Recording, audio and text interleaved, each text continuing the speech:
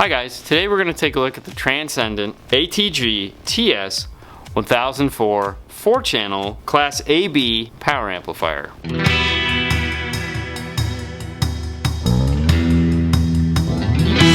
Starting on the left side, we have our 4 RCA low-level inputs. First up is channel 1 and 2, followed by 3 and 4. It's an over-under design, meaning the top and the bottom match. The first is our gain controls, which are variable between 6 and 0.28 volts. Followed by our high pass filter, which is 20 to 5000. Low pass is 50 to 500. To control those, the crossover switches give you the ability to all the way to the left, high pass only. In the middle, full range, meaning no crossover at all. And to the right, low pass or band pass. If you would like to use this as a subwoofer amplifier, it does have bass boost for both, centered at 45 Hz with 0, 6, or 12 dB boost. If you'd like to use it just for subwoofer on channels 3 and 4, you can plug in the included bass knob. Above the bass knob input is your power and protect light. On the power input side, you have a 4-gauge ground and power with remote in the center. The speaker output goes channel 1 and 2 on top and 3 and 4 on the bottom. Positive, negative, positive, negative. It is bridgeable using the outside positive and the outside negative. Let's take this amplifier over to the dyno